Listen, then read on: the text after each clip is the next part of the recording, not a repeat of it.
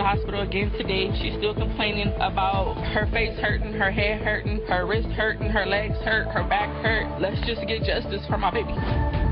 Jury selection begins in the assault trial against former Seattle Supersonics legend Shawn Kemp. The 55-year-old black man is accused of shooting at two men inside of a car outside of a mall in 2023 while trying to recover items the men allegedly stole from him. The unemployment rate may be near a 50-year low, but a new report shows the functional unemployment rate is much higher. Get BIN News on demand 24/7 on the iHeartRadio app. Good morning, wake up. The Good Morning Show. Good morning. On WBOK.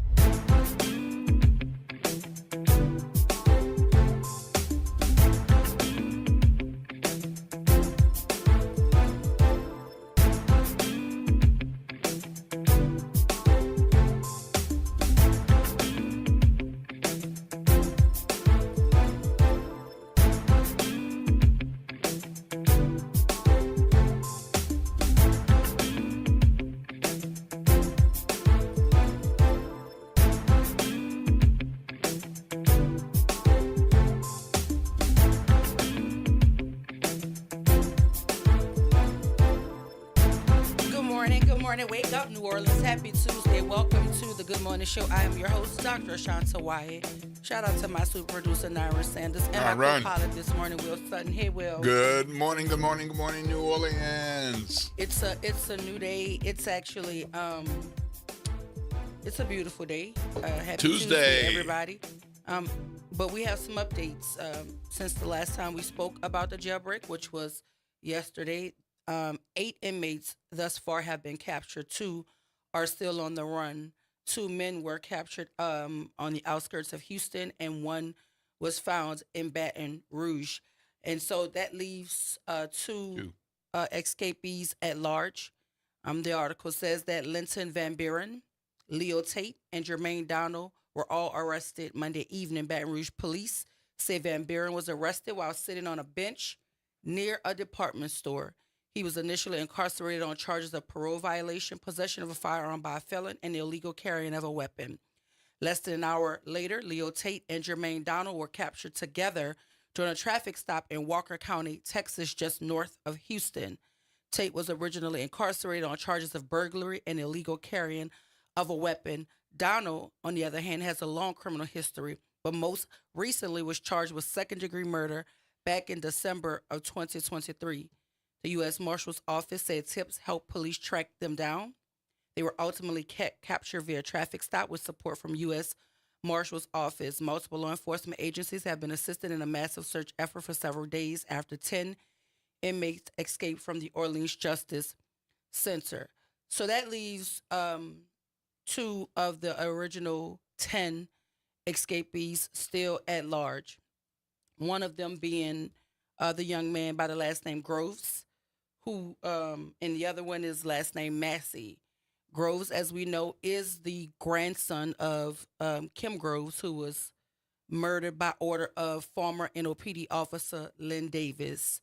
Mr. Massey is the other person who is also still on the run with Mr. Groves. I don't know if they're together, but they're the last 2 of the 10. They have been identified as the probable ringleaders of the plan and the escape. And of course, we don't know who had a plan and who didn't have a plan.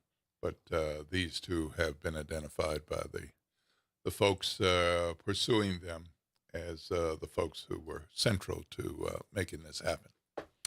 Yeah, I don't. I do know a Van Buren, Miss Patricia Van Buren, was just recently arrested along with 2 other women. They were accused of helping the inmates who escaped the Orleans Parish Jail.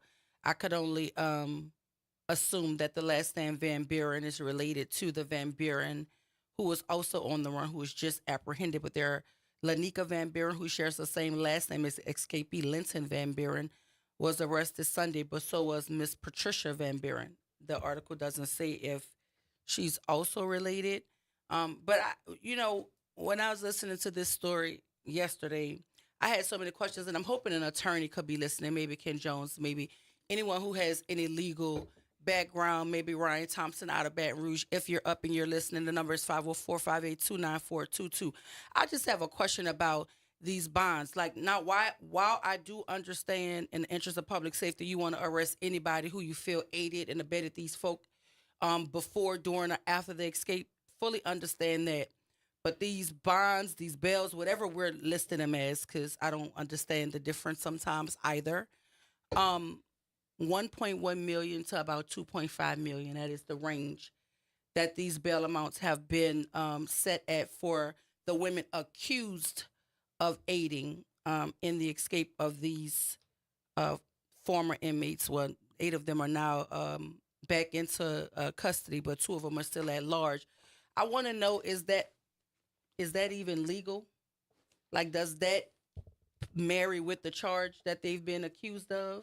Some of these, look like majority of them, if not all of them, their bail bond numbers are higher than the folk who were initially arrested and have escaped the jail. I'm no DA. I'm no police officer.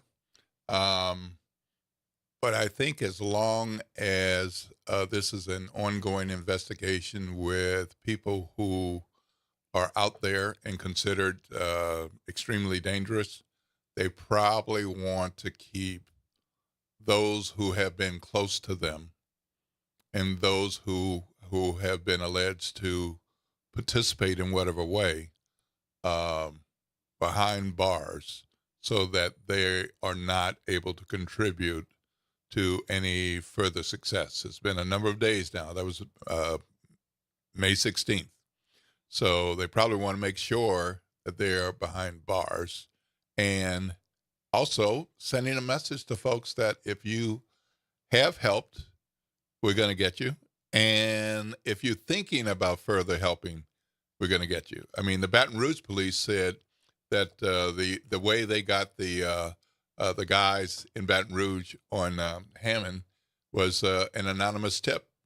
So that's how they found out. It wasn't like they had, it was simply their own investigation. Certainly everybody across this state is on high alert based on Louisiana State Police leading this investigation. But that's my guess. I still want to know, is it legal? I think that a $1.1 to $2.5 million bond, or if that's what it's called, again, I'm looking at some of the charges that these young men are accused of. Some of them have been convicted of, and some of them didn't have $2.5 million bonds. And they were the initial arrestees, inmates, now escapees. Mm-hmm. But somebody, you're telling me, sent a cash app or a wire or something to help them get a meal, has a $2.5 million bail, bond, whatever we're calling it. That's my question. Is that legal? I thought bond bail amounts had to align with the charge and the history of the person who's being charged. I didn't know that we could just willy-nilly slap money on folk to send a message, because, I mean, you could have sent a message with a $75,000 bond or a $100,000 bond, but I think you said it so that it's completely, clearly out of the reach of anybody that probably wanted to help them, if that were the case.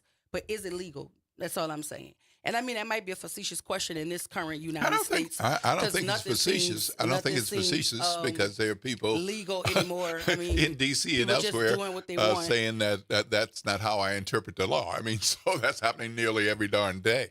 So I don't think it's facetious at all. I mean, I don't think that this would have been done without the appropriate law enforcement officials agreeing to a bond and agreeing to an amount. And does that make it legal? Because again, we're watching. I just don't understand how we can just circumvent laws and protocols when it suits us. That's scary to me. Now, do I understand, again, the threat to public safety based on the information that we are provided? Because we don't know anything. We know what we're being told.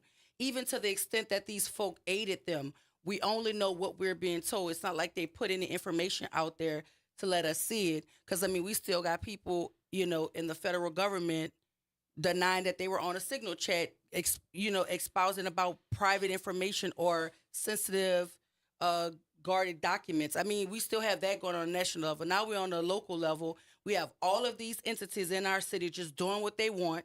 We have reports of them. There's a young lady out there whose story I just heard about.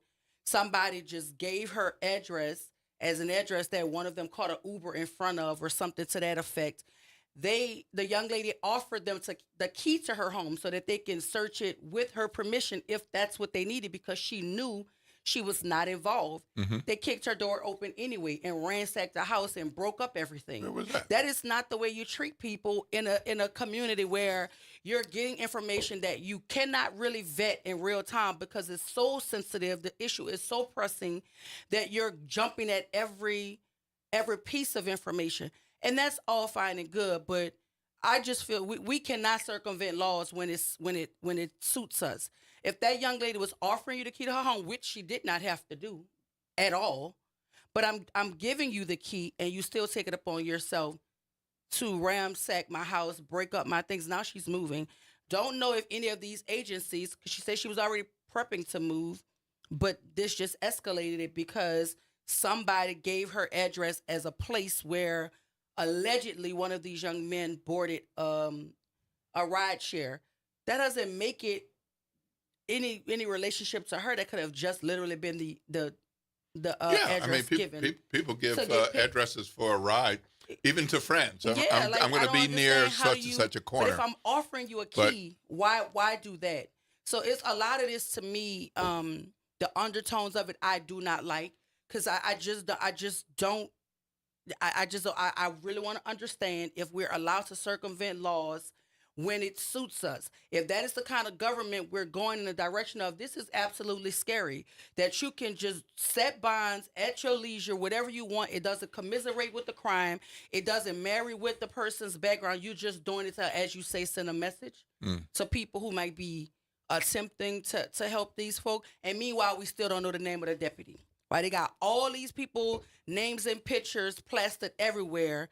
The young man said a deputy asked him to turn the water off. Who is the deputy? Why we don't know him? You named the inmate that you said that he said threatened to stab him. You told us who that was, but this man is now saying a deputy instructed him to do that. How come we don't know the name? These are the kinds of questions. I just want to know if we're able to just do away with laws when we feel like it. We could suspend the Constitution because the ends justify the means. Is that what we're doing as a country, as a nation? Clearly. President don't listen to Congress, and all of these entities just doing what they want in our city. Just doing whatever they want. All over the state. They're just doing what they want. So my question is, for any attorney who is listening, how do they determine a bond amount? And is there any real laws that prevent you from doing things to simply send a message to folk who could possibly be innocent? 504-582-9422. Call us if you have the answer. 504-582-9422. That's the WBOK talk line. Give us a ring, 504-582-9422. And it's 7:15, y'all. You know, yesterday was a holiday, but a lot of people got to get back to work. Might want to get going. Okay. Well, I was at work, so it wasn't. I don't even know if it was a holiday. I don't know. What do you call Memorial Day? Because it feels weird saying anything that makes it sound like a celebration to me. I don't know. It's supposed to be an observation of the veterans who gave their lives, which is different from Veterans Day, which is all veterans. And I think we often confuse that. So I'm saying you're making an excellent point, because I think when people think Memorial Day, they think start of summer, yippee, yippee, hot hamburgers, hot dogs, and not really thinking about what that day represents. And not even thinking about that it was black folks who started that holiday in South Carolina, that observance. Yeah. I mean, I think that Memorial Day is not, I don't know, it doesn't, to me, it doesn't seem to be treated with the reverence it deserves, considering the origin of it and how it came about. But hopefully that can change, because giving your life, especially in these times, I think anybody who signs up for the military right now is such a unusual time for this country. We don't know who our allies are anymore. We look like we are married to enemies these days. I don't know. It's just, it feels like it's really upside down. But I wanted to talk briefly before we went to break about audacity. And I really want to understand how the city council plays into this idea of audacity by these folk who move into New Orleans, understanding that there is a cultural fabric of New Orleans, and they move into communities and they try to change the feel or the energy of the community. And it's just, to me, it's very telling what we put our energies behind in the city that doesn't belong to us. And so I'm talking about several instances whereby folk are moving into communities where schools are found. They're moving into communities in homes across the street from schools, behind the school, on the side of the school, adjacent to the school. And then they find fault with what is happening in the schools as it relates to music for our children, band classes, band practice. This is the second time that I've had to personally be involved in a situation whereby neighbors are petitioning the city council, like they're urging their council people, or they're reaching out to the school board complaining about the band practice that the kids are having during school, or the band practice that the kids are having after school when they're walking in their formation. Now, again, these are people who move into communities where schools have been already for at least 100 years. And then you're moving in a community that you've been in maybe 2 years, and now you're asking your council to consider some sort of noise ordinance for the school because you don't like the kids making a noise for band practice either during school or after school. Now, this is the newest story is a guy who apparently accosted the kids while they were practicing for their formations and whatnot. I think the allegation is that he went up to a tuba player in, face to face, yelling, verbally abusing the children as they were practicing in the neighborhood. And now this same neighbor, because I don't even know if we could call him a neighbor. I could call him some things, but this is not neighborly, has started a petition to get the New Orleans All-Star Band, preventing them from using the school facility or the area wherever they were from using it for practice, because he doesn't appreciate the noise. So that's what he's doing. The first incident I mentioned here, it was it was 3 women this time, not a man, 3 women. And they were asking the school, and they had the councilman there, talking about what could be done because the noise is interrupting their Zoom meetings. But they like to sit on the porch in the evening hours and watch them do the formations, but they don't appreciate the noise during the day because they're on Zoom calls for work. I was at the meeting, so I'm telling you what I know was said. Move to the back of the house. Yeah. So Go to the library. I want to know, like, if they start petitions, is our council entertaining petitions to quell the educational experiences of our children because these visitors don't like the noise that was there 80, 90 years before they even appeared on the scene? Is that what we're doing? I want to know. Right. I want to know what happens when a petition gets signed. What's the, like, who they bring it before the council or something, and they try to get like an ordinance or something? What are they trying to do? What's the outcome of that? Well, this keeps coming up, and it has come up over the last several years. It probably goes back to like 2012, 2014 at least, where there were efforts to get noise ordinances introduced and passed for the very same reason. But we have noise ordinances in the evening time. This is school hours. You're supposed to be doing that's this. Right. That's exactly right. I mean, and we even have noise ordinances in areas like the Superdome and Smoothie King and all of that.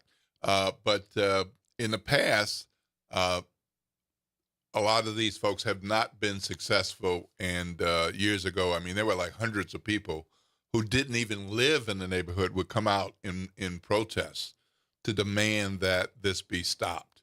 So I hope people are paying attention and listening, because I mean, this is a fabric of our community, and there are other people who move to neighborhoods where there are schools, and they know what they've done the homework, so they know where they're going, and so they're accepting. So there are other people who was like, well, it's not what I bought into. Well, if the school's been there and the programs have been there, how did you not know? No, because I think they feel like they're that entitled to Mm-hmm. change the composition of a neighborhood. Mm-hmm. I think they know. I think they want to see if they can get it done.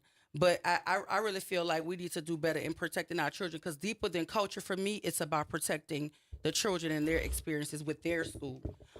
We have to go to break, hear a word from our sponsors, but when we come back, we'll hear from the team over at the University Medical Center speaking on behalf of the relaunch of the Farmers Market at the New Orleans East Hospital. Stay with us right here at WBOK 1230 AM, what New Orleans is talking about. All day long.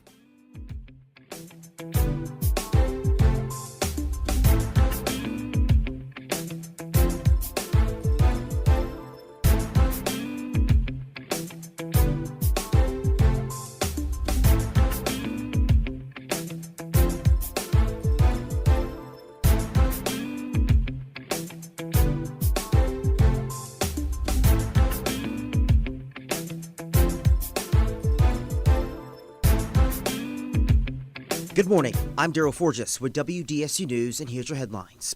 3 additional inmates are back behind bars after being on the run for 10 days. Linton Van Buren, Leo Tate, and Jermaine Donald were all arrested Monday evening. Baton Rouge police say Van Buren was arrested while sitting on a bench near a department store. Less than an hour later, Leo Tate and Jermaine Donald were captured together, also during a traffic stop in Walker County, Texas, just north of Houston. With 8 back in custody, now 2 inmates, Derek Groves and Antoine Massey, are still on the run. The Orleans Parish Sheriff's Office is responding to concerns over plumbing issues. OPSO says water to portions of the facility had to be temporarily shut off Saturday night and on Monday due to leaks with a wall that created flooding. Officials say inmates did get a supply of drinking water, ice, and hygiene support, and that repairs for all leaks have been scheduled. We're learning more about the reason power companies cut electricity to more than 125,000 customers across southeast Louisiana on Sunday. Entergy and CLECO say the decision was not theirs, but rather a mandate from a federal grid operator called MISO. Louisiana Public Service Commissioner Eric Skrmetta says the outage didn't have to happen if MISO gave the utility companies enough warning to shut power down to a select few. And the exit ramp from Interstate 10 to Carrollton Avenue remains closed after a garbage truck overturned last week. State transportation officials say the truck will not be removed until crews can get industrial jacks and scaffolding in place to remove the vehicle safely. There's no timeline for the arrival of equipment needed to move that truck. I'm Daryl Forges, and that's your headlines for WBOK. Have a great day. This is the Bloomberg Black Business Beat. Melody Hobson is one of the most successful black women in business today, and now she's got her eye on women's sports, spearheading a new fund called Project Level Up. I started to study women's sports like an 11-year-old studies baseball statistics, and I got dangerous in seeing up arrows on what was happening in attendance, in sponsorships, in media rights. That's Hobson talking about when she first started seeing big opportunities in women's sports, and seeing women athletes draw more global interest was another turning point recently. Think about the Olympics and the big names, lots of amazing athletes, but some of the women were the biggest names. And I just said, we're going to drill down on this, and ultimately saw a real opportunity. And I said, go big or go home. Going big led to Project Level Up, and its next big plan is a new women's soccer team for Denver. I'm Bloomberg's Justin Milliner on the Black Business Beat. Now more than ever, Lowe's knows you don't just want a low price, you want the lowest price. And with our lowest price guarantee, you can count on us for competitive prices on all your home improvement projects. If you find a qualifying lower price somewhere else on the same item, we'll match it. Lowe's, we help, you save. Price Match applies the same item, current price at qualifying retailers. Exclusions and terms apply. Learn how we'll match price at Lowe's.com/lowest price guarantee. If Ernest Hemingway was alive today, would he say this to you? Shakespeare, Mark Twain, Edgar Allan Poe, all great writers. And after reading your book, I simply must add you to the list. Wait, you don't have a book yet. So make a free call to Page Publishing. Turn your book idea into publishing gold. 800-215-6818. 800-215-6818. That's 800-215-6818. Didn't catch this morning's conversation? No worries. The Good Morning Show is now a podcast on all your favorite apps. Just search WBOK Media, find The Good Morning Show, and make it part of your daily routine. Download it, share it, and rate it 5 stars. Start your day with something real. NOLA Public Schools is excited for the rest of this 24-25 school year journey with our families, watching our students dive into learning, growth, and success. As the school year continues, our dedicated educators are focused on keeping every student engaged and motivated. Let's keep embracing new challenges, celebrating achievements, and supporting each other to make the rest of this year even more impactful. Stay connected with your school and NOLA PS through our social media channels for updates and resources. We're here to help our scholars attend today, achieve tomorrow. Hello, I'm Gary Clark. Please tune in to Dr. Clark 101, The Living Classroom, which is broadcasted weekly every Wednesday at 12:30 p.m. on WBOK 12:30 a.m. on your dial. And as always, it's been a pleasure. Making a difference in the community. WBOK 12:30 a.m. Good morning, wake up. The Good Morning Show. Good morning. On WBOK.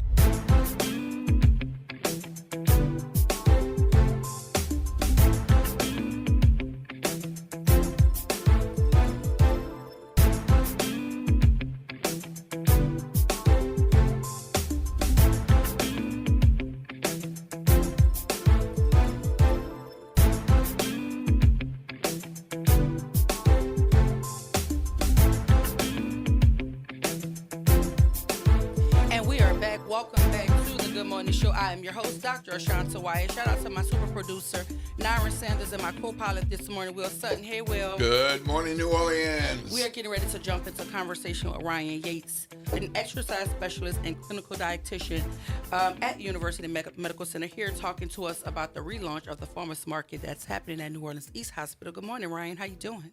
I'm doing wonderful. How are you? I'm great. Thank you for being here. Because I know it's early, right? It's super early, but you look like you up? I'm used to it, yeah. Yeah. Just a little bit. All right. Well, good. So the farmers market is tomorrow. Yes. What time is it and where is it happening? So it's going to be starting, I believe, 3 o'clock at New Orleans East Hospital. It's going to be over at 5620 Reed Boulevard, I believe, if I remember the address correctly. All right. I'm sorry, 2 o'clock, not 3. Yeah. 2 o'clock. Yes, New Orleans East Hospital, also known as the Old Methodist Hospital. Oh, yeah. So when you're talking about the farmers market, what can folk expect who maybe want to come out and see what's going on? What are the expectations for the farmers market? What all will be there? What can people expect to talk directly to someone like you, talk about their numbers, all that kind of thing? Yeah, so at the farmers market, as far as vendors go, we're going to have a lot of the vendors that were there originally, along with some new ones. So we're going to have teas, sweets, treats, and pastries, TT's Pepper Jellies, which is one of my favorites, E&E Essentials, Barcelo Gardens and Market, which also is something we could branch off to in a minute when we're talking about community gardens, Grow NOLA, another great opportunity there, NOLA Botanical Tea, LLC, that's another good one, bought some ginger tea from them last time, Jenny's Sweets, she's another one that's been there since the beginning, Ruthie B's Pies, Wellness Honey, By Her Hands, the McKinsey Snowball Factory, and Roll Dat Dough. They're going to be there. So as far as some of the vendors, you got that aspect. As far as, more of the medical aspect, clinical personnel, I will definitely be there, at least for a little while, picking up, some more of my favorites. We're also going to have other people from the hospital there. Now, technically, legally, from a standpoint, we can't really be out there talking too much. There's always going to be some kind of insurance laws about what you can and can't talk about, blah, blah, blah. But we'll definitely be there just offering. An open space. Yeah, but we'll definitely be offering just general health advice, what kind of things are good for you, what kind of things you can do to help manage some basic common symptoms. Not so much as what we call, I guess, a triage aspect, but more just, general healthy tidbits. And yeah, so a lot of people from the hospital will be there. It's also timed out perfectly. That way those working at the hospital get a chance to go in during like their shift changes, so they can both, also get a chance to experience the market. Okay. So you talked to us about some of the vendors who are going to be there. New Orleans East Hospital will be offering a farmers market at their facility. Can you tell us about that new venture? Yeah. So the market was something I started in 2019. So as we were kind of talking about during the break, I moved down here in 2018 for my dietetic internship, which for those that don't know, that's similar to like a doctor or nurse doing like a residency kind of program. Finished that, got my first job at New Orleans East. I was there for not quite a year before I started this. I really wanted to do a community garden. There's a lot of studies about the benefits of just gardening in general, right? Being outside. We're animals. We belong outside. And so just the concept of gardening, get people out there and working. Because when I was, working on the inpatient side, I noticed just a lot of people not eating a lot of fruits and vegetables, and it's usually the big thing is access to it. So I wanted to do a garden. I worked with Pastor John over at the Crown of Life Church, and because they already had a community garden, so I was getting some input from him, and he was telling me, everything that you go through, getting the garden started, and all the responsibility and just time behind it. And since they already had one there, we figured, well, let's keep that garden to that garden. And then we could start a farmer's market. And that way it's more of a seller's space, a lot less work involved, but you can still get a lot of the same great information. And then we're passing on resources. If you are interested in gardening, then go to that garden. Outside of that, if you're just here for some of the fresh fruits, some of the produce, whatever, then we got the market for it. And yeah, that's really just kind of where it all started at. We was able to run it for about 2 years, and then I ended up transferring over to UMC, and so we kind of passed off the garden, and now it's been a minute, and they're able to get it restarted again. So this will be the second time that we're bringing it back. So for folks who have been out before, is there a reason for them to come back? Is there going to be different, more? Oh, yeah. What? Yeah, so it's definitely, the amount of vendors has really increased. The location is pretty much the same as it was before. It's one parking lot over, but it is a lot more visible, more light. And that's also kind of part of why we're doing this as well, is we're talking about visibility. That was one of the harder things we kind of faced, was just, with New Orleans East Hospital being a little bit off the main road, a lot of people just didn't see it. So it was a lot of word of mouth, a lot of putting out little signs, things like that. So obviously having this exposure is going to be really good for that. But yeah, definitely more vendors. And then also having some of the extra little prizes going on, like they're going to be doing a raffle. And so What kind of prizes? What kind of prizes we're talking about? So they're going to have a farmer's market prize basket. They did not tell me what's in that, so I'm really excited. I think it's gifts from the vendors. Yeah. In the baskets, and that'll be cool with some of the vendors that you have.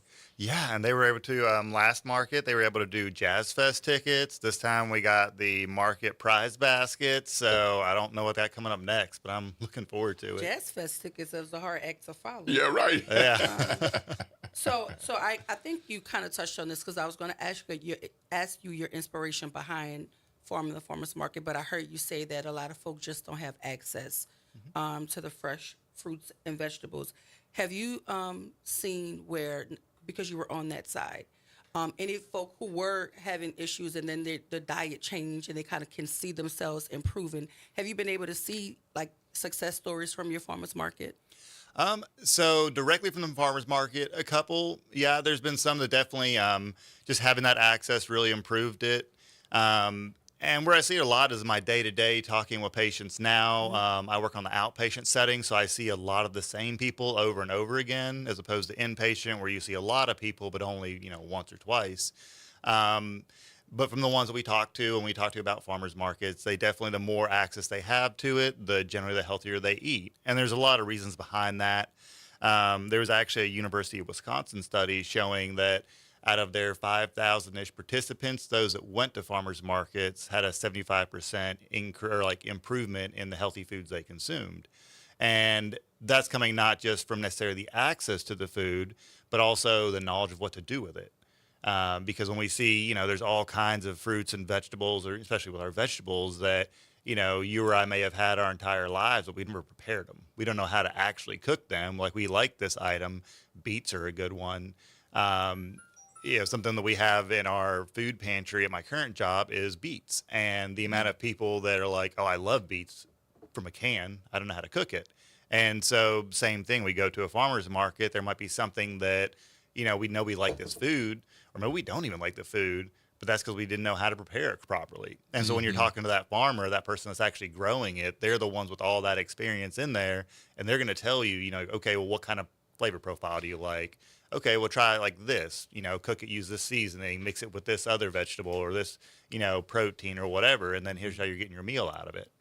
And so that's, just one more of those little barriers that's taken out of the way when you have a professional there that's able to help you kind of walk through the steps of it. And why do you feel farmers markets are such an important resource for our community?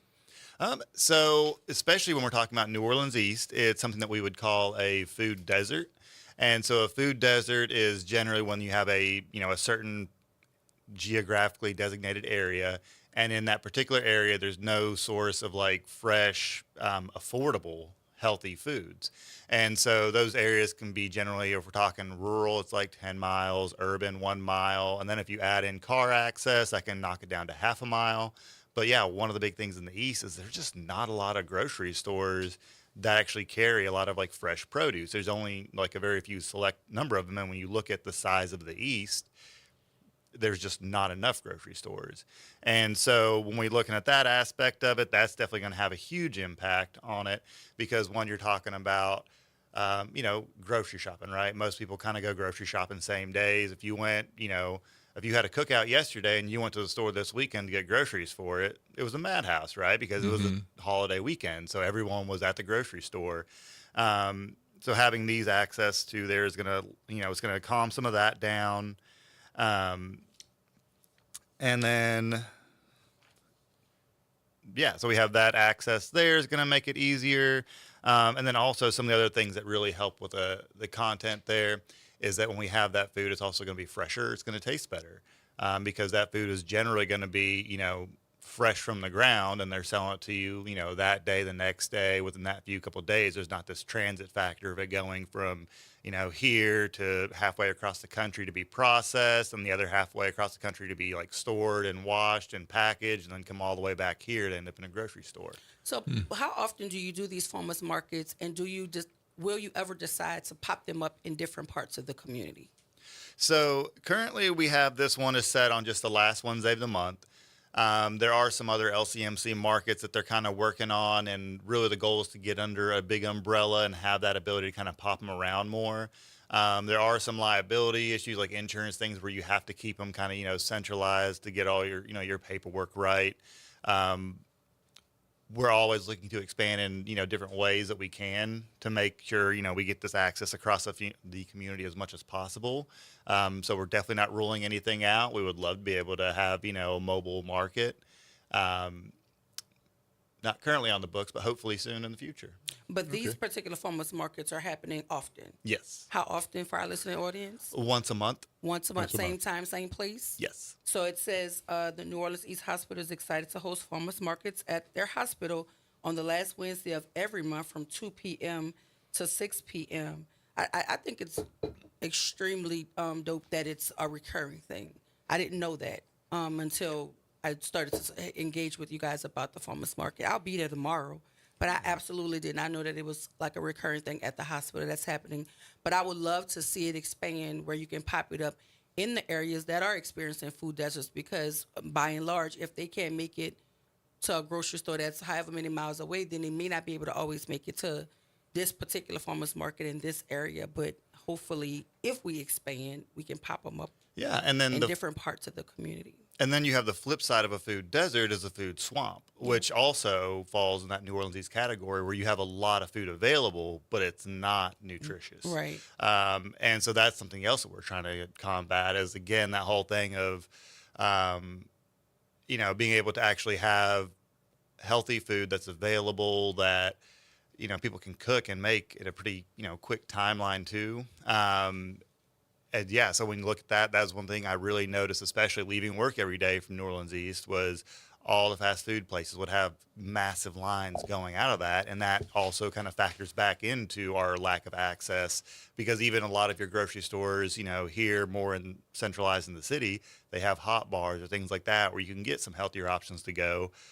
But when you just don't have that, that's when those fast food places start looking more and more appealing. Yeah, and the C-stores too, because you know, they have their grill set up and all, but it's rare to see fruits and vegetables after you get your gas and go inside. So, do you think that the fruits and vegetables, I'll just say at the big box stores, how's that compare to what someone can get at farmers market? Honestly, we find generally the prices are very comparable. So price-wise, we're looking the same, sometimes even cheaper, or oftentimes I would say even cheaper than that. And then again, just the quality is going to be better because, again, we're getting it fresh. We're getting it from the source. We're getting it within, you know, it could even be they picked it that morning. And whenever we're talking about, you know, plants, right, plants are living creatures in the sense that they are taking in energy. They're taking in our CO2. They're taking in sunlight. They are growing. And part of that process, so the same way that, you know, you or I get a cold and then we develop an immunity from it, you know, our immune system gets boosted and we're able to fight off, you know, kind of the rest of that cold. Well, these plants, they're having to fight off, you know, bugs, not enough rain, too much rain, not enough sunlight, too much sunlight, pollution from the air, all these different things that they're fighting off. Well, that builds up their immune system. And that in turn, when we eat those, that's building up our immune system. And that's generally what we would call to is like antioxidants, things like that, or phytochemicals, plant chemicals. And yeah, so the more that we eat, the more it boosts our immune system, the healthier that we are. And just a little fun fact, because I love me some fun facts. If you ever heard Eat the Rainbow, is talking about eating all the different colors of fruits and vegetables because the different colors have their own beneficial properties to them. So we know things like reds are good for your heart health. Oranges can be good for like your skin. You know, berries are really good for inflammation. And so they all have their own beneficial properties. But what's more is that as we combine these foods together, they amplify themselves. So even something as simple as when you wash off your lettuce, which, by the way, everyone wash your produce. That is something we see a lot of these recalls happening, and it's because even if they're already bagged. Exactly. When it says triple washed on the package, it does not mean it was washed with clean water. It doesn't mean it could have been washed with clean water and handled with dirty hands. But one of the things is especially when you're washing your lettuce, when you're kind of, you know, massaging it a little bit as you're getting all those dirts out of the nook and crannies, that's breaking down that cell wall of the plant and allowing some of the different chemicals inside that plant to mix together. And so the more that we're doing those things, mechanically kind of handling that, the more it actually activates that plant. Do you, or will you ever consider having someone at the farmer's market to teach folk how to plant? Yes, 100%. In fact, I believe it should be Grow NOLA, and that's who we kind of partnered with in the first place. I'll say, you know, unofficially, I partnered with, I should say. Yeah. So I honestly cannot remember her name right now, and if she's listening, I'm very, very sorry. But there was But they'll be there. They'll be there, yes. Yeah. There was an incredible master horticulturist, I believe. But she was one that was a big part of that as well. And she taught a lot about gardening, planting, what to plant, how to plant it, what seasons, and very, very incredible resources. And then on top of that, you just have the overall of, you know, every farmer there in theory is going to know kind of how to plant, what to plant. And also, it's not just all foods. They also have some fun things too. You know, like we were talking about, we got some candles, we got some snowballs, things like that in there.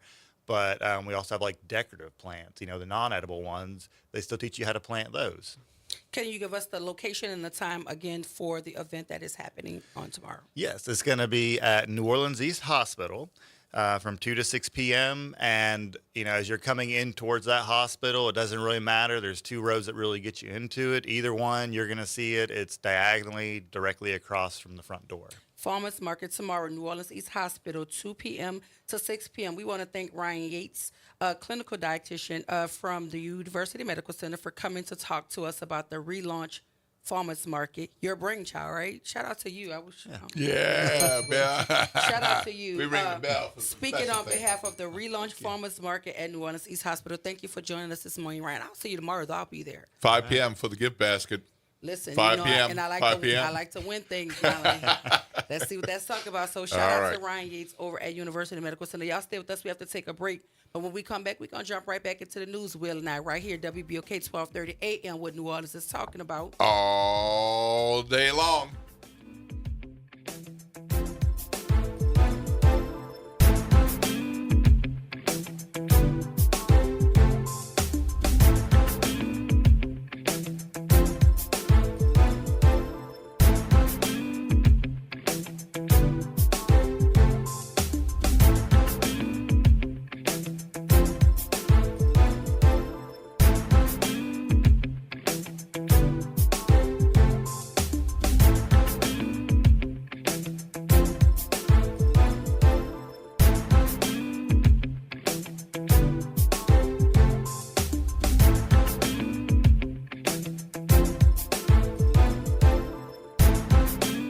This is your news update for WBOK from WDSU. For all your news and weather, watch WDSU News, New Orleans' leader in live, local, late-breaking news. Today at noon and 4 p.m. The humidity is back. Slightly warmer temperatures today, too. Highs in the mid-80s to low 90s, feeling like the mid-90s. There's a chance for scattered showers and thunderstorms this afternoon. We'll see a hot Memorial Day weekend with highs in the low 90s, but feeling like the upper 90s to low 100s with daily rain chances. From the WDSU First Warning Weather Center, I'm Raven Richard. This summer, let your child's creativity shine at Camp Art, New Orleans' most vibrant, arts-driven camp experience for kids ages 4 to 12. Hosted by Beyond the Stage, Camp Art blends visual art, theater, music, dance, and creative writing with New Orleans history and culture. Plus, field trips, guest artists, and camper showcases. With full-day programming before and after care and sessions starting June 9th, it's the perfect fit for working parents. Fun, enriching, unforgettable. Register now at beyondthestagellc.com/campart and follow us on social media at Beyond the Stage LLC. The New Orleans Jazz and Heritage Foundation is the nonprofit organization that owns the New Orleans Jazz and Heritage Festival presented by Shell. With the funds generated from Jazz Fest, the foundation invests in Louisiana communities through economic development, cultural enrichment, and free educational programs. To learn more about the New Orleans Jazz and Heritage Foundation, please visit us at www.jazzandheritage.org. Visit DePaul's new Algiers Health Center at 2801 General de Gaulle Drive to receive primary and preventive care for both adults and children. Services also include behavioral health, imaging, and on-site pharmacy, vision, Medicaid enrollment assistance, and more. For appointments, visit DePaulCommunityHealthCenters.org or call 504-207-3060. Texting enrolls you into recurring automated text messages. Consent not required to purchase. Message and data rates may apply. Hey, Dan, how you doing? Haven't seen you around the gym for a while. Yeah, I've really fallen off. Since I turned 40, I just don't get the results I used to get. Could be lower testosterone. Lower T? Yeah, I went through it a while back. Once you hit 40, your body has less free testosterone. I got Nugenix Total T, and it's made a huge difference for me. I've seen that ad on TV. Is it for real? Oh, yeah. The key ingredient is something called Tesnor, which helps boost free and total testosterone levels to help you trim up and stay lean. And it's made a difference for you? Man, I feel like I'm in my 20s again, at work, in the gym, and in the bedroom. Are they still giving out complimentary bottles for people to try it for themselves? Yeah, you just need to send them a text. Text EQUAL to 321-321 right now for your complimentary bottle of Nugenix Total T, the #1 selling testosterone booster at GNC. Plus, text now and we'll include a bottle of Nugenix Thermo, our most powerful fat incinerator ever, to help you get back into shape fast. Absolutely free. Text EQUAL to 321-321. That's EQUAL to 321-321. Good morning, wake up. The Good Morning Show. Good morning. On WBOK.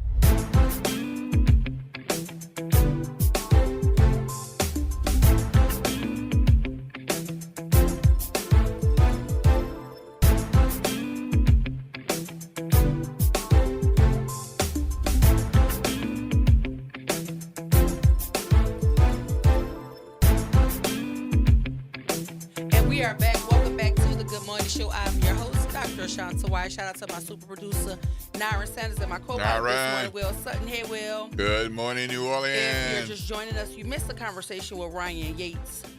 He's a clinical dietitian from the University Medical Center talking about their relaunched farmers market, which is happening tomorrow. 2 p.m. to 6. At the New Orleans East Hospital. And there are a whole bunch of vendors involved.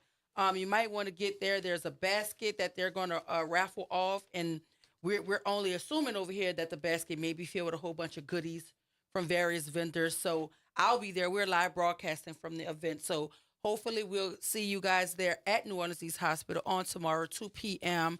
at the farmers market. Do not forget your little coin purse because you can purchase you some nice goodies while you're there. I did clarify during the break.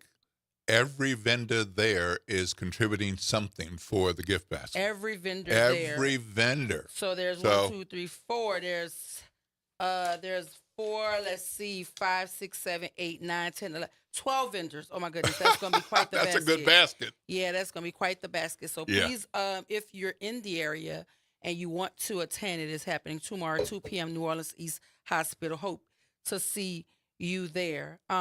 But just jumping off into these national conversations, what do you think about the Harvard-Trump? They're still battling it out. Well, that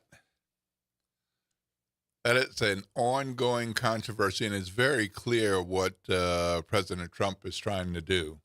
And but colleges, what is he trying to do? Well, I think what he wants to do is essentially take control over who can and cannot be in the United States for whatever reason. Which is why you think he's assaulting universities now because a lot of foreign students are there? Well, let's put it this way. At Harvard, probably 25 to 27% of their student body are international students. That's a lot of the universities. The that's United right. States depends on foreign students. And that's my next point. Because it's not just that they are there. In a number of these cases, their countries are paying full freight for them to be there and for them to be there for several years and for them to go and get a great American education and then go on to graduate school. So this is a long-term process to invest in their people, and they know that some of them will return home, but some of them will remain here, but they'll hopefully not forget how they got these degrees and this knowledge that they have gained.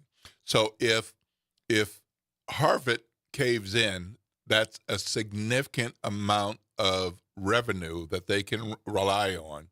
And set aside that they have a huge endowment, but endowments are not meant to be operating budgets. So he wants to hurt them and have it be an example that he can then carry to other universities, not just in the Ivy League, but in a lot of others. Some of our HBCUs depend a lot on international students as an important part. Are they 25, 30%? No, not at most. But to have those international students there, it's an important part of the HBCU experience and giving them, these students, access and develop friendships with people they might not otherwise have met because they don't travel to some of the places that other folks can. I mean, but is this? We've heard reports that he's creating this war with Harvard because his child was rejected from admissions. Is this part of that? Is it just him trying to have his way, or is it you go after an institution like Harvard and you put everybody else in line? Because if it could happen to Harvard, it could happen to any that's definitely university. Yeah. But again, I just want to understand: do we allow him to circumvent laws and circumvent the Constitution at his will? Because this does not seem like it has anything to do with any way to make this country a better country. This just seems like it's bullying tactics at this point because the university would not kowtow to his directive about diversity, equity, and inclusion. Mm-hmm. That's what that seems like to me. So if this can happen at a place, because in their mind, that is the prestige, that's the creme de la creme in people's minds. If that can happen there, then what does that say for HBCUs and universities who depend on a lot of federal aid for their operating budget? And so to me, this just feels like bullying tactics, and I'm not a fan of it. I'm hoping that Harvard can stand its ground and send a message, because academics like that place, that environment shouldn't really be dictated by political powers. Like you shouldn't be able to dictate. Because I also think, aside from your point of he's trying to control who's in the country, I also think they're trying to control what the people in the country learn as well. Yes, absolutely. The information you have access to. Absolutely. Yeah. And so it's institutions who are speaking truth to power, who to me are in his line of fire. Because some universities, like LSU, they just bent to the will of what the governor wanted, what the president wanted. They didn't really fight back. And they did that with a black president, and now he's going to Rutgers. So I wonder if any of that had anything to do with it, because that was major side eye for me. Under a black president, we're reversing diversity, equity, and inclusion at a university where the athletes that are black they are the pillars of programs. And so for you to roll back, to me, and signal to them that they don't necessarily matter in the grand scheme of things, I wonder if that had any bearing on the black president deciding to move around, to go elsewhere. Right. Absolutely. And I did have a Harvard experience. It's some time ago now, because it's back in the 80s. And I had the wonderful opportunity to have a Nieman Fellowship at Harvard. So I spent an entire year there. And it's an incredible place where every single day you can learn things from just casual conversations from people that you might not have otherwise met. Mm-hmm. And in my Nieman class, that included people from Iceland, from Costa Rica, from Brazil, from Colombia, the nation, not the school. And, just to pick one of them, the guy who was in my class, who we saw every day, every other day, from Colombia, this was before cell phones and internet and all of that, he then later became the president of the nation. Why would I have been in a space with somebody like this and listening to politics from a South American perspective and not a North American perspective, which was fascinating to me? It opened my eyes to think about things in a different way. Yeah, and and if we allow the president to have his way, that experience other kids and young folk will never be able to experience. That's because right. He only wants a one type of American. It doesn't include all of those cultural entities coming together to form one. But Harvard is fighting back. They've had 2 lawsuits already, and the president is fiercely defending his university and doing interviews where journalists can ask him pretty much any question, and he's answering those questions. Well, he said the university will not surrender its independence or relinquish its constitutional rights. And that is the president of Harvard, Alan Garber. And I hope that he stands firm, and I hope other universities come together to do the same. I mean, I know it's hard when you're missing on that kind of money, but sometimes you got to go through the hard stuff to also send the message. Yeah, because now Trump is threatening some of their federal contracts. Yeah, that's what he does. That's what he does. Listen, we have to go to break. Hear a word from our sponsor, but when we come back, we'll hear from Logan Burke, Executive Director for the Alliance for Affordable Energy. She'll be here to talk about Sunday's blackout and what does it actually mean to load shed right here, WBOK 1230 AM, what New Orleans is talking about. All day long.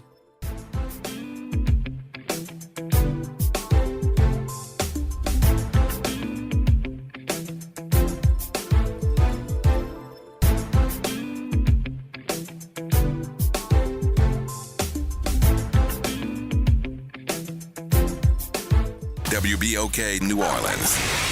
Home of the Good Morning Show, 7 to 9 a.m. weekdays. This news report is brought to you by New Schools for New Orleans. New Schools for New Orleans is committed to celebrating the hardworking teachers of New Orleans. Thank you to all the educators who came out to the 4th annual NOLA Teacher Fest at Champion Square. We had over 2,000 attendees. Special thank you to our sponsors, Allstate Sugar Bowl, Entergy New Orleans, Raising Cane's, Align Ed New Orleans, Agenda for Children, and Oshner Children's for their commitment and support. Teachers and school leaders, enjoy the summer break. I'm Alexandria Ikamoni with BIN News Now. The FBI is reopening probes into a number of high-profile unsolved cases. Those cases include the cocaine found at the White House during the Biden administration, the leaking of the Supreme Court Dobbs case that overturned Roe v. Wade, and the pipe bombs found before the January 6, 2021 Capitol riot.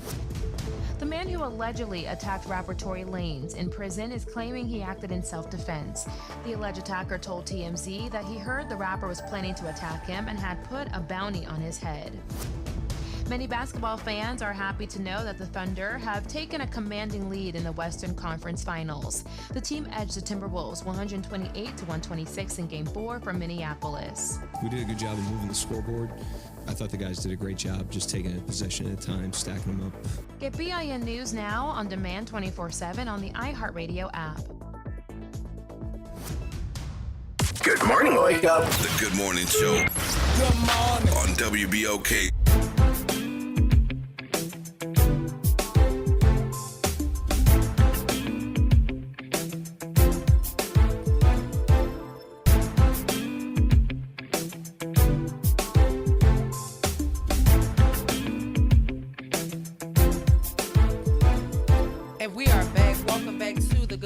Happy Tuesday, everybody. I'm your host, Dr. Ashanta Wyatt. Shout out to my super producer, Nara Sanders. Behind and the glass. My co-pilot this morning, Will Sutton. Hey, Will. Good morning, New Orleans. Right now, we're getting ready to jump into conversation with Logan Burke, Executive Director for the Alliance for Affordable Energy. She'll be here, well, she is here, to talk to us about this idea of load shedding. We want some answers about that. Exactly what is load shedding, and what is the difference between that and a rolling blackout? Good morning, Logan. How you doing? I'm great. Thanks for having me. No, thank you for being here. I know it's early, so we always have to thank our guests for deciding to spend part of their early morning with us. So thank you for being here.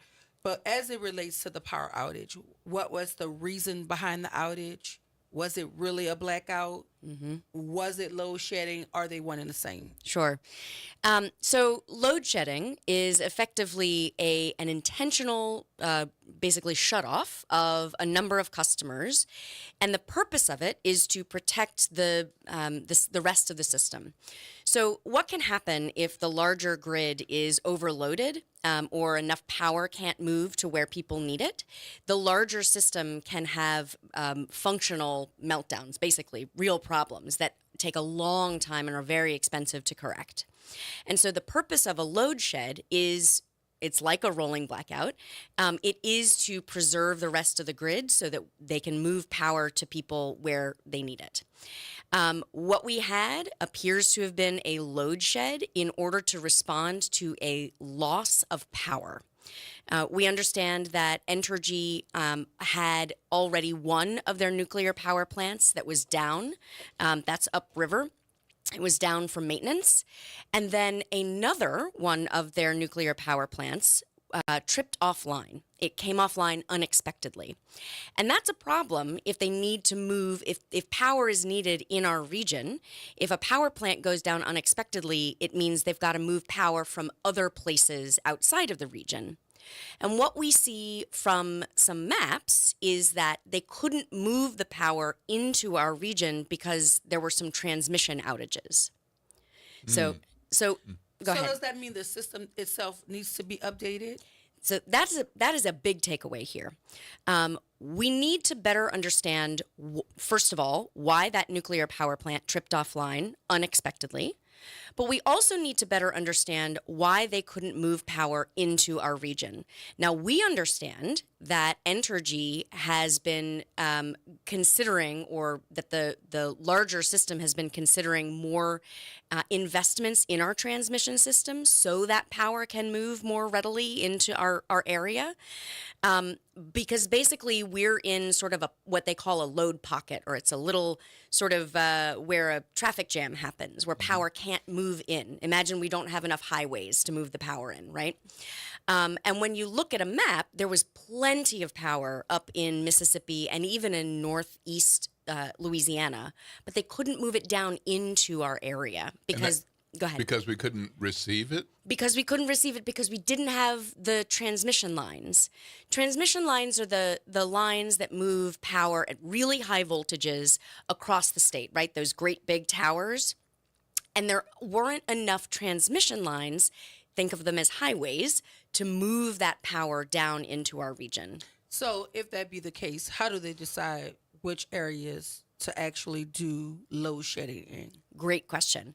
So MISO is the Mid-Continent Independent System Operator. MISO operates both a planning system and an energy market. And they manage the system to make sure that the most affordable and reliable things are online. When they saw that the nuclear power plant went down, they recognized that they, in order to preserve the rest of the system, they directed utilities, including Entergy and CLECO, to shed a certain amount of power because they couldn't move power into that area. So MISO said to Entergy, we need you to shed 500 megawatts. Now, keep in mind, City of New Orleans, on a peak August day, is roughly 1,100 megawatts. So more than just over half is what they were asking to shed, right? But MISO doesn't say to Entergy New Orleans, you need to shed 500 megawatts, or Entergy Louisiana, you need to shed 500 megawatts. They say to the Entergy companies, shed the 500 megawatts, and then usually what happens is they split it among the various companies, right? And so we saw that there were outages. There was load shed in Entergy New Orleans territory and in Entergy Louisiana, both in Jefferson Parish and down in St. Bernard Parish. But there was also load shed on the North Shore for CLECO. So CLECO is another one of our large utilities. But generally, the load shed was directed in our region because that is the region that they haven't built enough transmission, enough highways, if you will, to move that power down to us. So I still want to know, Logan, how do they decide which areas to shed the 500? So that's up to the utilities. Okay. That is up to Entergy. Now, is it up to each utility, or is it up to the identified utilities to coordinate? If you take this much, you take this much, and we'll decide where? Or do they collectively decide which neighborhoods? So the Entergy companies collectively decided. Now, you might remember back in Mardi Gras 2021, during Winter Storm Uri, there were outages on Mardi Gras Day. And that was largely because there was an inability to move enough power down into our region. Again, the same sort of issue. And there wasn't enough generation in the region. What happened then was Entergy New Orleans, they turned off more people, they shed more load back then than they were asked to, or than they had planned to. And when the council did an investigation, it turns out Entergy said that their computer systems made an error and that they accidentally shed more load in Orleans Parish back then than they intended to. What we don't know is how they made the determinations of what neighborhoods in New Orleans. That's what I want to know. We don't know. I want to know that. And that is up to the council to ask those questions of Entergy. It's also up to the Public Service Commission, which oversees Entergy Louisiana, to ask Entergy Louisiana, how did they make the determinations of what parts of the system to shut down? Because we don't know that yet. Do we know what time MISO told Entergy and CLECO they need to make a move? So we are hearing that they only gave them about 3 minutes warning. That is highly unusual. That is highly unusual. Typically, when MISO does its planning in a day ahead, week ahead sort of timeline. They look at the weather, they look at what is happening on the system, where they expect people to be needing a lot of power, and they make determinations about what plants to power up and power down. Because keep in mind, most power plants need time, need hours to ramp up so that they can, deliver power into the system. And so they plan well ahead. So typically, if it looks like there's not going to be enough generation or there's going to be transmission down, they call what's called conservative operations, and they do that the day ahead, sometimes a couple of days ahead. They didn't do that. And partly, it seems to be, and these are questions we need to ask them, partly it seems that they made an assumption that there was going to be enough power on the grid for the demand, for the weather, for the heat, and there was going to be enough power on the grid because that nuclear plant was expected to run, right? But when a nuclear plant drops offline very quickly, that's a lot of power in our region. We should know why. We should know why. We should know why. We should absolutely know why. So, Logan, do you think there'll ever be an opportunity for the number of highways that we need, so to speak, since we're calling them highways? Yeah. Because I don't think that there should ever be a reason why we can't receive power if we can't receive it. That's an issue. I absolutely agree. That's and an issue. As a matter of fact, we have been urging the Louisiana Public Service Commission and the New Orleans City Council to work with Entergy to direct them to do what they call long-range transmission planning, basically looking into the future, recognizing what plants are going to be on, where demand is going to change, so that we can move power, so that these kinds of things don't happen. The problem is when we sit in what I described as a load pocket, sort of at the end of the line here, and there aren't enough highways coming in, we are going to be vulnerable until we do that planning and until we do those investments. The challenge here is that we are part of a larger system, we are connected with all of the other Entergy companies. So that is Entergy Mississippi, Entergy Arkansas, part of Texas, and we all have to work together to decide how we're going to share all of those costs. And that has to happen so that we can make those investments so that we can all stay safe. Listen, we're in conversation with Logan Burke, Executive Director for the Alliance for Affordable Energy. She's here this morning talking to us about Sunday's blackout load shedding event that happened at the direction of MISO, which is the Mid-Continent Independent System Operator. A lot of words. So who are these people? Who are these people? Who is MISO? MISO. Yeah, MISO. And if you have questions for Logan, the number here is 504-582-9422. If you have any questions as it relates to the blackout that happened on Sunday, if you have any load shedding questions, Logan Burke is here to talk to us about that. So who is MISO? That? Who are these right. people? So we are part of the MISO, which is a regional transmission organization. They are based, the organization that we work directly with is based in Arkansas. But they are also an entity that stretches all the way up to Canada. We are part of a transmission planning and energy market that reaches from the Gulf of Mexico all the way up to Canada. Mm-hmm. And that entity helps guide utilities on how to build transmission that is effective and affordable and makes the system more reliable. They manage both an annual energy market and a day-ahead energy market to make sure that there's enough affordable energy on the system. And the benefit of being part of MISO is that they can make those recommendations about what we need to be building, right? We joined MISO back in You mean Louisiana? Louisiana. Okay. That's right. Thank you. I appreciate that. No worries. Louisiana, along with part of Mississippi, part of Arkansas, and part of Texas, joined MISO back in 2013, 2014. Mm-hmm. And it happened because at the time, the U.S. Department of Justice was looking at Entergy for antitrust violations. So antitrust is basically, monopoly behavior. Mm-hmm. Now, we know that Entergy is a monopoly, right? We don't get to pick. We all have to go to Entergy to buy our power. But in an energy market, that doesn't mean that Entergy should be the only entity that is able to generate and sell power into the larger wholesale market. And the Department of Justice was looking at the system and seeing that the way Entergy had built the transmission system was benefiting their generation and making it harder for other companies to build power and sell power into the system, largely because of an underbuilt and underplanned transmission system, those highways. Which is our problem. Which remains our problem. And that problem hasn't changed, even though we've joined MISO. So we basically joined MISO in order to address these challenges. But because a lot of the regulators, that is the Louisiana Public Service Commission, Mississippi, New Orleans City Council, these regulators haven't been able, in part, to agree on how to share the costs of those those highways.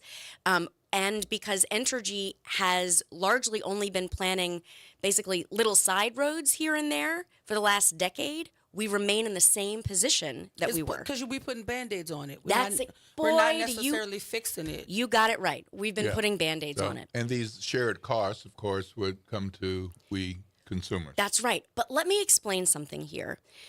When we make these investments in these transmission system upgrades, the projects that are approved have to show that they are more cost effective, basically more cost beneficial than they are than they would cost us, right? And so part of what that means is right now, because we don't have enough highways, we have what's called congestion, right? And so that means that we are paying more to move power around in our region than we should. So if we were to build, as they have done in the northern part of MISO, if we were to build the transmission system that we need to move that power effectively and efficiently, it would save us money. And so the upfront cost would be more, but we would pay that over decades.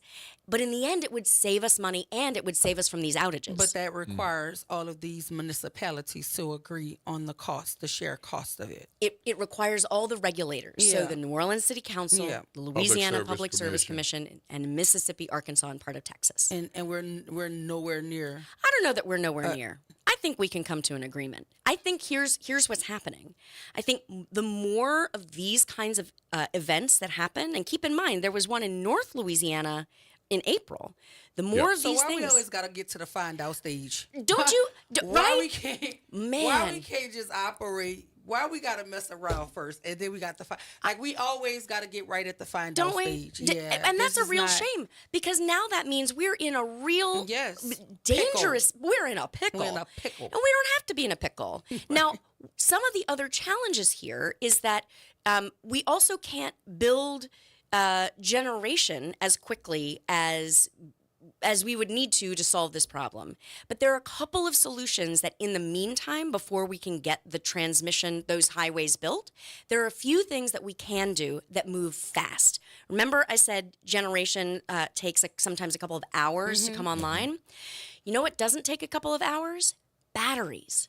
Batteries can be turned on in a matter of milliseconds. And in fact, in places like Texas and even in Australia, they've found that if they can put batteries where basically in these load pockets, they can address some of these challenges. So Logan, are you at the meeting, at the affordable energy meetings, talking to because it makes so much sense? Listen. It makes sense. It does. Right? So what are we doing? What are we doing here? Yeah. That's a good question. I think what we're doing here is we're continuing to maintain the status quo because that feels easy. It feels safe. It feels like the power companies. But it's costing us more than it should. Yes, ma'am. So why can't we just do what makes sense on there are so many things. So you said batteries are one thing that we can do? What batteries are some of the are one others? thing. Another thing that we can be doing is reducing the demand altogether, right? So if a bunch of us in our area agree, for example, if they call conservative operations, if we all agree to turn down our AC a couple of degrees, I'm not saying we turn it off. I'm saying a couple of degrees. I'm saying if conserve the energy. Conserve the energy. If we all decide we're not going to use our dryers and run our dishwashers for a couple of hours, take a little bit of a hit in our homes and our businesses, we can mitigate the need for a lot of that load shed. These are the kinds of solutions. Need highways, Logan. We still need highways. I'm going to agree with you. Yeah, Right. still need highways. That's two. That's Is there two. something else we can do? The other thing is what are basically passive demand reduction. So a lot of us have really leaky houses and leaky businesses, right? Like if you can see daylight through your floorboards, we're wasting electricity, and that means more power needs to come through the highways. If we can reduce the amount of power we need overall, we stay safer in our homes, we pay less for our energy year round, and it reduces the need for that power to come into our load pocket. Well, Logan, I want to thank you for being here.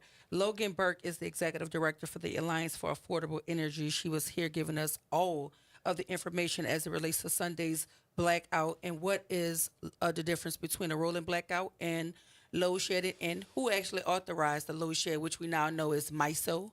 And MISO is the transmission operator, but MISO authorized directed Entergy to shed the load. Entergy made the decision about where. Yes, and that's Right. and that's And a so question that's I want to something- ask to my And council. that's something How city do council we can deal with. That determine part. That who, part.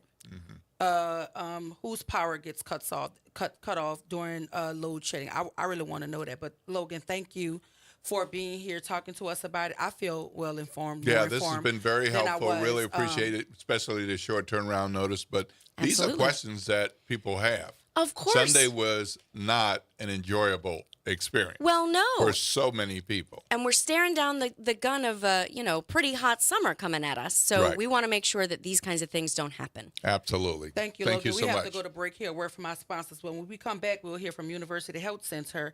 That and a whole lot more. This is WBOK 1230 AM, what New Orleans is talking about. All day long.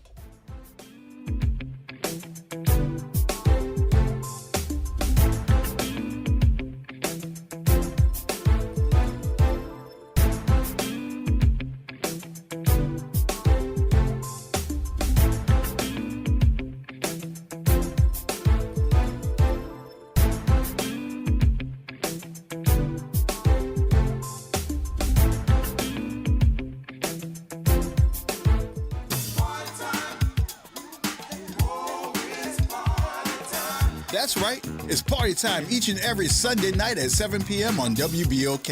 It's the Throwback Throwdown with DJ Wick as he brings you the best in old school from the 70s, 80s, 90s, and the early 2Ks. Plus, the party goes to another level at 9 p.m. with the Throwback Throwdown Party Mix to round out the night. It's the Throwback Throwdown Sunday nights at 7 p.m. on WBOK and on the World Wide Web at WBOK1230.com. Good morning. I'm Daryl Forges with WDSU News, and here's your headlines. 3 additional inmates are back behind bars after being on the run for 10 days. Linton Van Buren, Leo Tate, and Jermaine Donald were all arrested Monday evening. Baton Rouge police say Van Buren was arrested while sitting on a bench near a department store. Less than an hour later, Leo Tate and Jermaine Donald were captured together, also during a traffic stop in Walker County, Texas, just north of Houston. With 8 back in custody, now 2 inmates, Derek Groves and Antoine Massey, are still on the run. The Orleans Parish Sheriff's Office is responding to concerns over plumbing issues. OPSO says water to portions of the facility had to be temporarily shut off Saturday night and on Monday due to leaks with a wall that created flooding. Officials say inmates did get a supply of drinking water, ice, and hygiene support, and that repairs for all leaks have been scheduled. We're learning more about the reason power companies cut electricity to more than 125,000 customers across southeast Louisiana on Sunday. Entergy and CLECO say the decision was not theirs, but rather a mandate from a federal grid operator called MISO. Louisiana Public Service Commissioner Eric Skrmetta says the outage didn't have to happen if MISO gave the utility companies enough warning to shut power down to a select few. And the exit ramp from Interstate 10 to Carrollton Avenue remains closed after a garbage truck overturned last week. State transportation officials say the truck will not be removed until crews can get industrial jacks and scaffolding in place to remove the vehicle safely. There's no timeline for the arrival of equipment needed to move that truck. I'm Daryl Forges, and that's your headlines for WBOK. Have a great day. Connect with NOLA Public Schools. Follow us on Instagram, Facebook, and X for the latest updates. Sign up for District Digest, our official newsletter where we share district achievements, celebrate student successes, and keep you informed about our vision of providing a high-quality education. And don't miss our school board meetings. Watch in person or live stream on YouTube. Stay informed, stay engaged. Visit NOLAPublicSchools.com today. Again, that's NOLAPublicSchools.com. The National World War II Museum. Located in the Warehouse District of New Orleans, the National World War II Museum tells the story of America's experience in the war that changed the world, why it was fought, how it was won, and what it means today. Visit them online at www.nationalww2museum.org for time tickets and safety information. Hey, New Orleans, look for important changes to your natural gas service. This summer, Delta Utilities takes over for Entergy Gas with a Louisiana-born, Louisiana-based approach to safe, clean, reliable natural gas. No interruptions or rate changes due to the transition, just dependable service and modernized technology to keep you running smoothly. Get to know us at deltautilities.com and stay tuned for more later this summer. Delta Utilities, focused on natural gas, committed to New Orleans. Welcome to Liberty Bank and Trust, where your financial journey transforms communities. Since 1972, our customized banking solutions power your dreams and fuel your community growth. Every dollar you invest with us circles back to empower more people, ensuring opportunities for generations. Join us at Liberty Bank. Together, we empower possibility. Visit libertybank.net to start banking with purpose. Liberty Bank. There's freedom here. Making a difference in the community. WBOK 1230 AM. Good morning, Wake Up. The Good Morning Show. Good morning. On WBOK.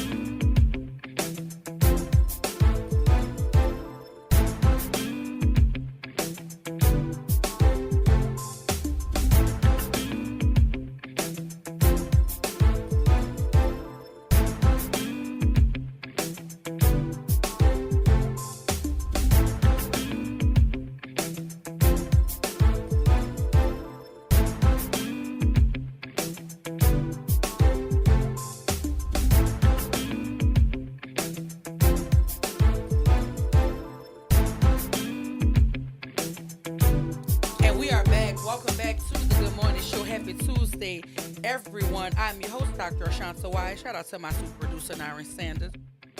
And my co-pilot this morning, Will Sutton. Hey, Will. Good morning, New Orleans. If you're just joining us, you missed a conversation with Logan Burke. I'm sorry. She's executive director for the Alliance for Affordable Energy. She was here giving us all the really good information. It was really good. Common sense very information. Very helpful. Very direct information as it relates to Sunday's blackout. Even gave us some tips on how we can fix this thing. Various tips on how we can ensure that this never happens again, or if it has to happen, we have some sort of plan to restore power to people a lot quicker than what we experienced over on Sunday with the blackout load shedding. She told us the organization that was responsible for making the call, who gave Entergy the directive, but it's up to Entergy to decide how they're going to shed that load. So questions form from that. And if you want to continue to talk about that, the number is 504-582-9422. Yeah. Yeah. I mean, everybody wants to know what the heck happened. Yeah. And everybody wants to know, okay, what's next? What are the questions? We have lots of questions that we want answered, but how are we going to fix this so that we don't have this as an ongoing problem? And particularly, if it's going to happen, then who's deciding and how do we decide which neighborhoods? Yeah, absolutely. But listen, so shout out to Logan for joining us this morning to educate us on the rolling blackout load shedding issue. I neglected on yesterday, because it was Memorial Day and it was already, people were off work doing whatever they were doing, doing memoriams for their family members who've served, people that they may know. But we neglected to talk about the 5-year mark, because I don't know if we should call it an anniversary. That sounds like fun too. But 5 years ago, around this time, George Floyd was murdered by a police officer who nailed on his, basically kneed on his neck for nearly 10 minutes. And so it's been 5 years since the police brutality rallies that took place all across this country in the name of George Floyd. And a lot of those pathways to some sort of resemblance of equity in a judicial system, a lot of those reforms that were done 5 years ago are being undone by the Trump administration. And so the question is, since George Floyd's murder, has American policing gotten better, gotten worse, or stayed the same? If you have any insight or you want to share your thoughts on that, the number is 504-582-9422. So, Will, 5 years post George Floyd, do you believe policing in America has gotten better, gotten worse, or remained the same? I think there are enough examples to show that we still have some big problems. And one of the things is this is not a black and white issue, but we seem to be affected far more frequently. We have black officers in blue who have been participating in some of this violence. And so often we're shocked at what we see, but then we have a verdict like we had just a few days ago. It's like, how could you not see what everybody in the world saw and acquit these folks of these charges? There's much larger issues for law enforcement to deal with these things, but of course, what it comes down to is who's policing the police, what are the trainings, what are the protocols, and people have to be respectful, even if you have what you suspect is a criminal situation. Be respectful of humanity and not make assumptions that too often lead to death and injury. Well, I will say that what was promised after George Floyd's murder has yet to be realized. Some states and cities implemented important reforms such as bans on chokeholds and no-knock warrants, greater transparency and use of force policies, and new standards for body camera video. But the federal government has failed to deliver the systemic change this moment demanded. According to the Washington Post, there were 1,175 police killings in the United States in 2024, the deadliest year on record. So if the question is, has American policing gotten better, gotten worse, or stayed the same? It seems per the data that it's gotten worse, actually. The George Floyd Justice and Policing Act will help prevent abuses in policing, including those seen in the brutal murder of Tyre Nichols. We remember that murder, don't we? But it remains stalled in Congress.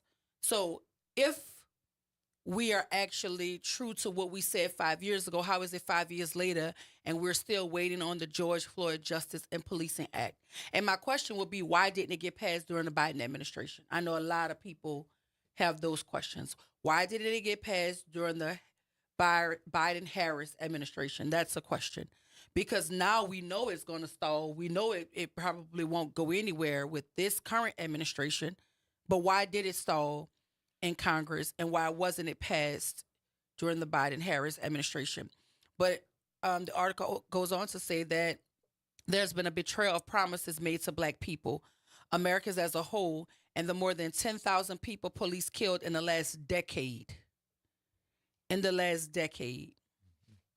And so here we are 5 years removed from one of the worst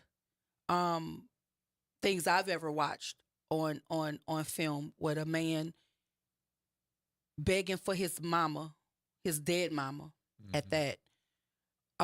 What a white police officer callously, with his hands in his pocket, kneeling on the neck of a Black man for nearly 10 minutes while other officers hold him down in different sections of his body. And by and large, people watched it.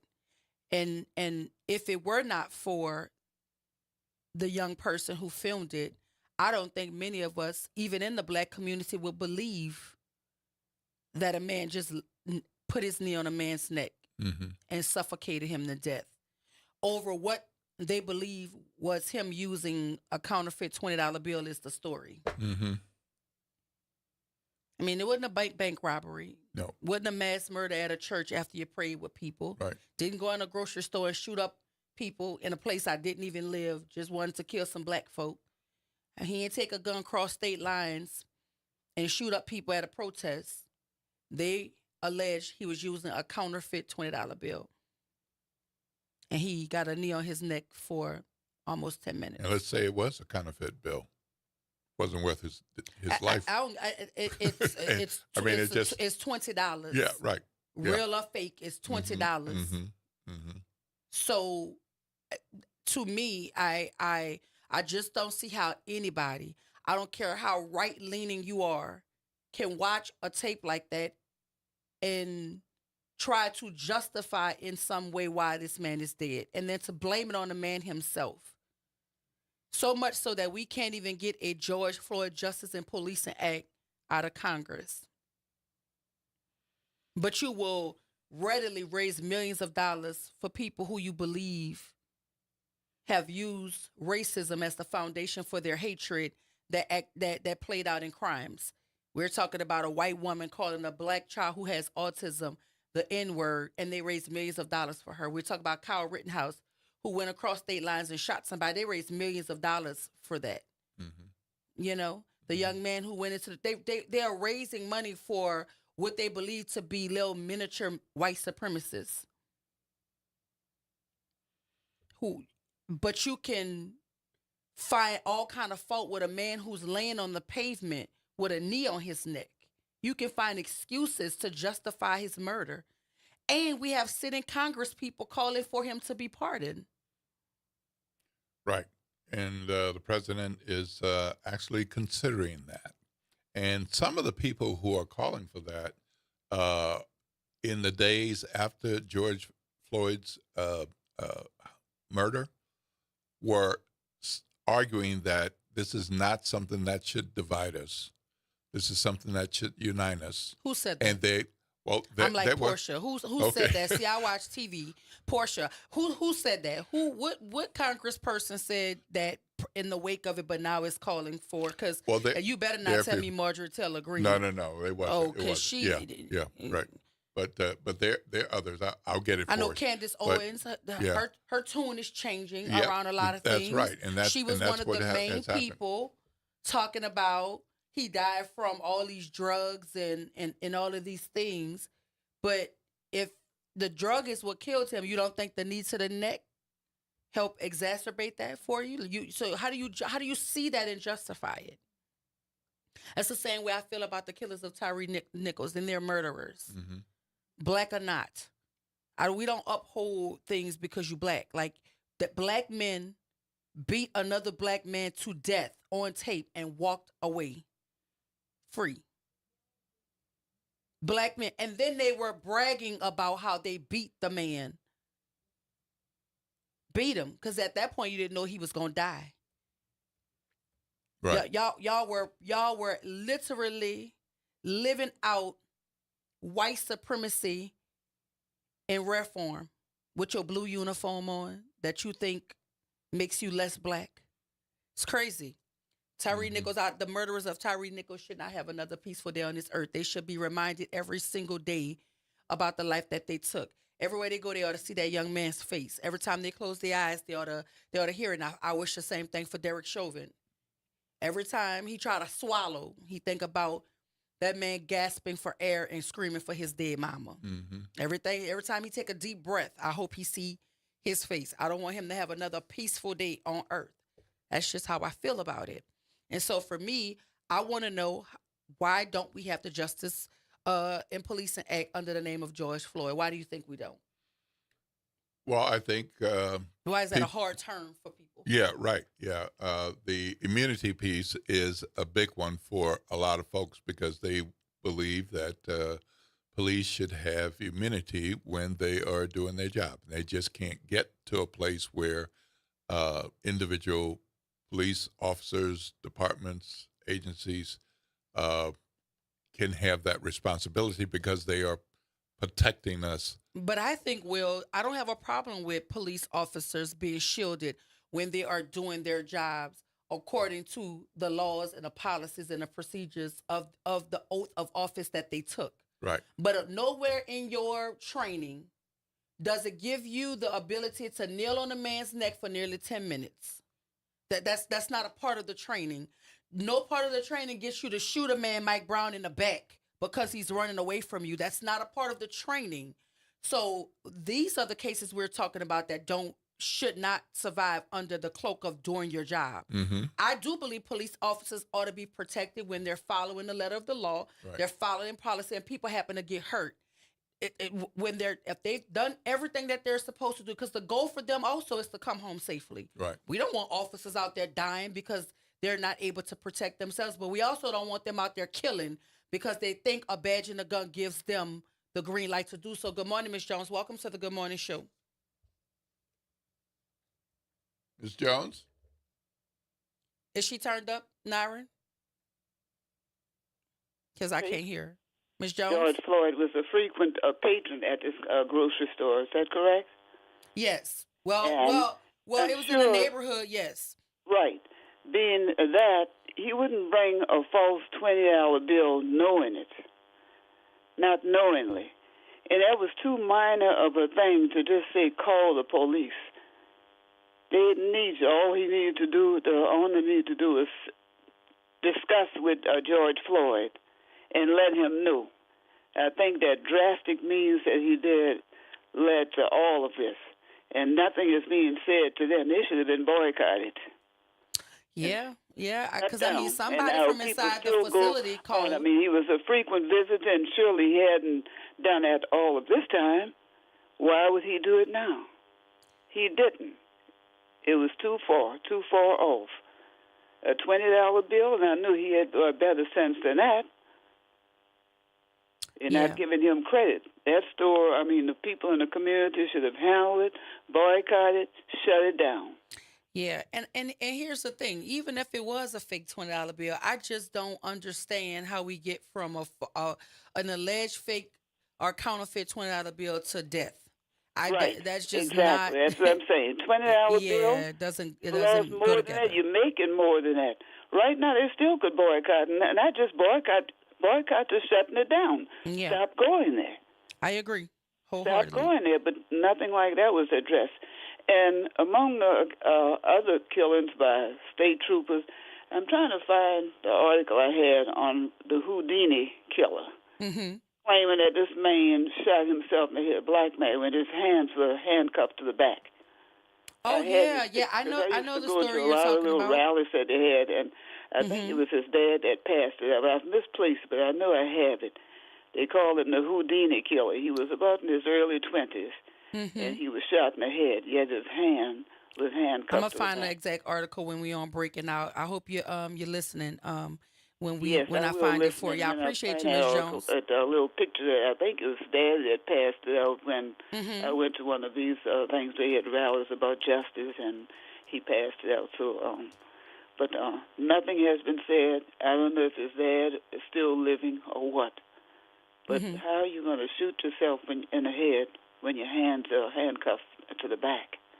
Yeah, well, we've had one of those cases recently as well. The police officer said that a young man that was in the back of the police car with his hands behind his back managed to put his legs in front of him somehow, grab his weapon, and shoot at him. So they had to shoot him. So I don't know how that happened, but that was the story.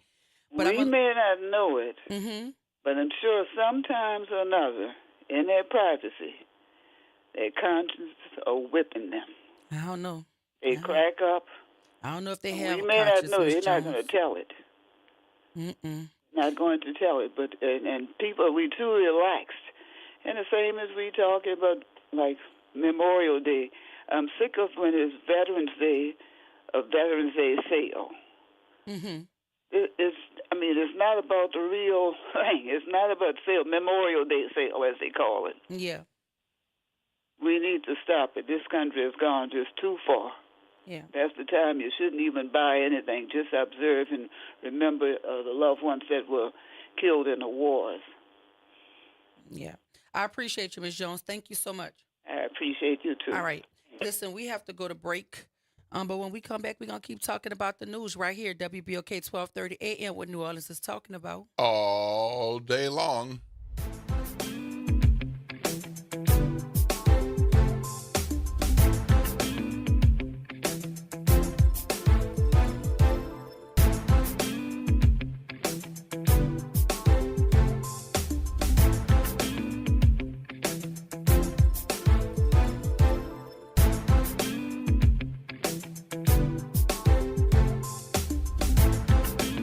This is your news update for WBOK from WDSU.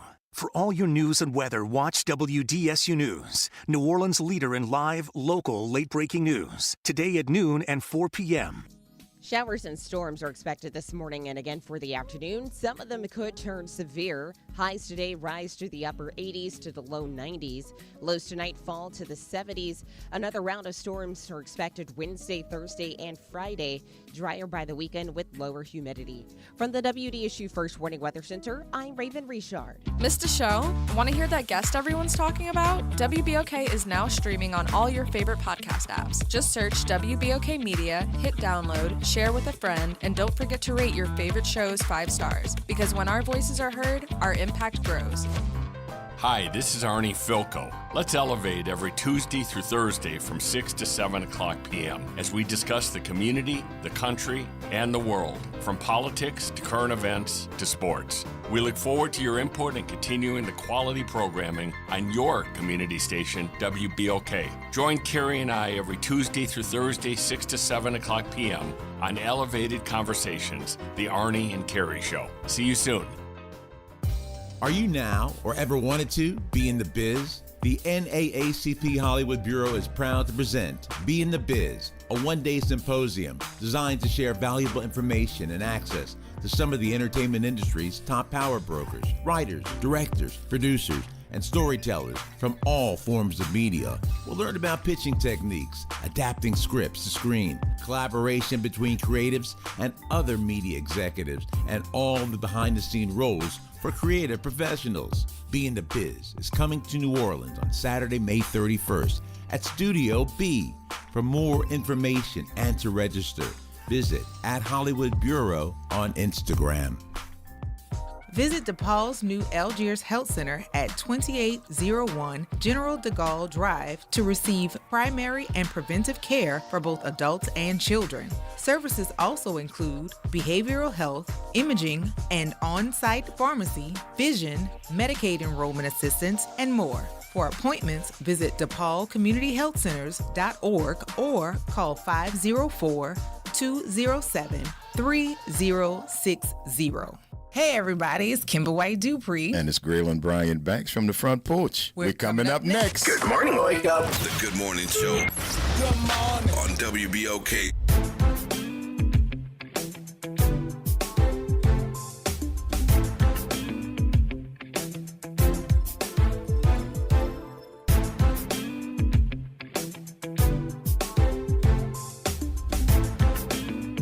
Back. Welcome back to the Good Morning Show. I am your host, Dr. Ashanta Wyatt. Shout out to my super producer, Nyron Sanders, and my co-pilot this morning, Will Sutton. Hey, Will. Good morning, New Orleans. Listen, we're getting ready to wrap the show, but I have to ask, because Will and I are sitting here looking at the national news, and one of the headlines read, Jerry Springer. Yes, that Jerry Springer can save the Democrats. For president. Well, no, I don't know if it was for president. I don't know if they were saying for president, but I think what they're saying is prior to him being that Jerry Springer on the talk show, right, they're saying the type of politician that he was is the type of politician that could possibly save the Democratic Party. Mm-hmm. What do you think about that? Well, it's been a long time since Jerry Springer has been a politician. And a lot of things have changed in the decades since. I'm all for anybody who wants to do the right thing. And, one of the things that's happened in the recent decade is that not the Republicans, but Trump has shown that you can be a TV star and make that work. And I don't know about I don't know about star. I mean, you don't have to like him. I don't. But that show went on for years. It did because we are addicted to chaos. It's the same reason why the Housewives still on TV. I don't know about star, but let's just. Celebrity. Let's give him that. I would much rather him be on The Apprentice than in the White House. So if I could choose, I get that. Put him back on TV. And the reasons that he lost his show. Yeah, put him back on TV. But the article says, as to Jerry Springer being the candidate that the Democrats dream of, it says he is exactly the kind of candidate that the Democrats dream of. He has super progressive views. He was very unapologetic about them. He could speak about them very persuasively and passionately. We talked to people in Cincinnati who compared him to Bill Clinton in terms of his political gifts, his magnetism, and how likable and charismatic he was. He was able to connect with a wide range of people. So I'm taking from this that they're not talking about him per se. Currently being the candidate for the Democratic Party. Is his type of candidacy that they're looking for. Yeah. And do we even have anyone in terms of a candidate that the Democrats dream of? Do we have that? Is it Hakeem Jeffries? Is it him? Is it Jasmine Crockett? AOC? Is it AOC? No. I mean, what exactly is it? What formula are the Democrats looking for to say this is our candidate? Because the question would then become, what didn't Kamala have inside of that formula that the Democrats needed to win over the American people? Other than a short runway.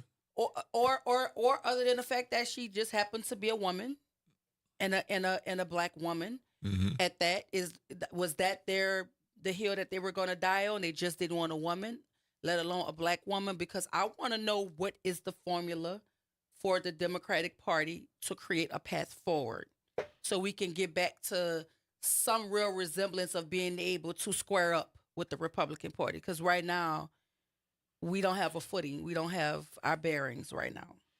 Yeah, it's a big challenge nationally, statewide, for the Democrats.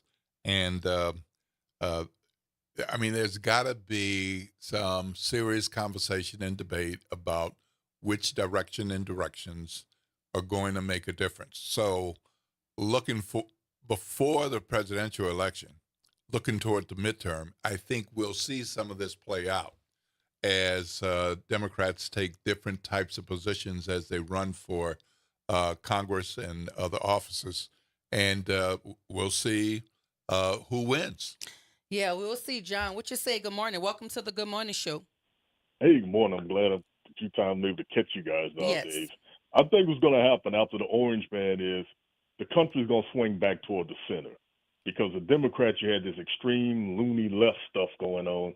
And if they've gotten away from their original agenda, by Bill Clinton time, they stopped dealing with poor and marginalized people, and they became more sort of like upper class. Now you're dealing with this extreme right. So I think once this man is done, people are going to go back to a more common sense, and give you an example. If you like same sex, okay, that's your thing, okay? But you're not going to stand before me, hanging and swinging and convince me you're a woman, okay? We accept your same, but we're going to deal with reality as it is. And I think that's what we're going to get back to, a more centrist. Some going to be slightly a little more right and a little more left, kind of like it was in the 70s and 80s, where Democrats and Republicans could at least talk to each other and sometimes would compromise certain things to get it done. But it wasn't so much that extreme this way. They had some extremists, but they weren't front and center. Most people are going to go back to being, I think the country is going to go back to being slightly more center, some more a little left, some more a little right, but not that extreme. We've seen what it looks like on both sides. So do you think the Democrats have a shot at regaining Congress in the midterm? Well, I think the Republicans going to lose some seats. They're going to lose some seats. That's already, because the bubbles and the megas are tired.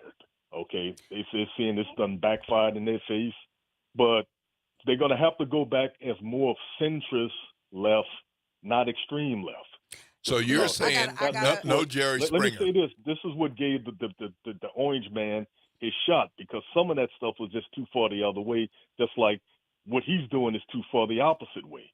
Right, John. And I agree, John. We have a couple more callers. I have about 4 minutes. Go ahead. I appreciate you, my love. Thank you so much. Good morning, Piper. Welcome to the Good Morning Show. How you doing? Hey, good morning, family. Doing well. I kind of disagree with Brother John. I think this country we're in, our country, they want a woman, they want a black person. If you think about after President Obama got in, how the right just really galvanized against anything but us. You know, it's like us against them, you know. So I think the Democrats have to work on their messaging, and the most challenging part is to get white women to, white women didn't even vote for a white woman. So they have to crack that nut. But I think they have good policies. It's just the messaging is horrible. You know, President Trump, he came in, lying. Everyone knows he's lying, but he's telling them some things they want to hear, things that Democrats are doing for him, but they just can't say, these are the things that we're doing for you. This is what we're doing.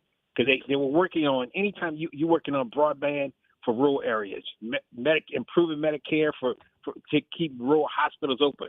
That's not just poor blacks, that's poor whites as well. Absolutely. And then working on the middle class. So, it's those things. I think it's the messaging first, and then some kind of way crack the nut on why white women do not vote for Democrats. And I also think, Piper, we got to get us a candidate that can win, right? Because the politics part and the messaging part got to be there too. But we got to get somebody that the people believe in. And that's what I'm asking. What is the formula? And if that is the formula, what part of that formula didn't Kamala not have, aside from the fact that she's a woman and she's black? That's what I want to know. What is the formula for the Democratic Party? I appreciate you, Piper. For me, unfortunately, at this point, I think it's a white man. You've had a black man, and they lost their minds. A white woman couldn't try to replace him, didn't have it. Then you put a black woman, there's no way in hell. Yeah. I don't think this country's ready. Why? I can't say. I mean, because it's there, but we're losing for a lot of European folks. They're losing ground, and that's just like, look at the president now. If you're not coming from Europe or East Asia, or Western Asia, then you're a problem. Yeah, I appreciate your Piper, and I like your insight. I just want to grab this last call, all right? Gotcha. Thank you so much. I appreciate you. Good morning, Miss Alicia. Welcome to the Good Morning Show. Good morning, everyone. Good morning. Piper, I'm with you, Piper, 100%. I don't go with nothing wrong with John. John was against Kamala the whole time with the race going on. He was one of the people that was okay with the Project 2025. But I get sick of people blaming the Democrats for the state that we're in right now. When it's the Democrats, every benefit that all Americans enjoy is because of Democrats. I think, like Piper, the messaging, it needs to be loud. The Democrats need to stop being nice and kind, which equals wimpy. They need to come out strong. We need more people like a Jasmine Crockett. Don't be quiet. Don't sit on your tongue. Speak up and speak loud. That is what we need. So, Miss Alicia, if there were a person out there right now that you believe that the Democratic Party should put up as its candidate, do you believe that is a Jasmine Crockett? That is a Jasmine Crockett light, but they will never vote for a woman, and especially not a black woman. She needs to stay in her place. That's how they feel. So to go to Dr. Wyatt's point, who can win? We don't know right now. Okay. And that's the answer. Okay. But we that's have the time. question. We have Who is time our person? To get somebody prepared. We have time to get somebody prepared. All right. So Thanks maybe we should, as a constituency, start to put together the formula and present to the people who have to make the decision. Maybe we, as the people, determine what our candidate should look like and put some folks' names out there in the atmosphere to help them come to a conclusion. No, I think we need to operate behind closed doors. Well, we can do if that we too. were but allowed. we'll- Right. I appreciate Right. that too, Miss Alicia. Thank you so much. All right. All right. Look, y'all, it's been a dynamic show. I want to thank Ryan Yates for joining us, talking about the Farmers Market relaunch that is happening tomorrow at the New Orleans East Hospital, 2 p.m. I want to thank Logan Brooke. I keep calling her Logan Brooke. Logan Burke. Dr. Wyatt. Yep. Logan Burke, the executive director for the Alliance for Affordable Energy, talking about Sunday's blackout and what it means to load shed. And I also want to thank all of our WBOK listening audience. Thank you for your engagement with the chat. Thank you to those of you who actually decided to call and share your views with us. We appreciate you. But y'all stay tuned. Up next for the Front Porch with Greater Than Kimber. As far as the Good Morning Show, Dr. Wyatt, Nyron behind the glass, and we're going to see y'all tomorrow. This is WBOK 1230 a.m. what New Orleans is talking about all day long.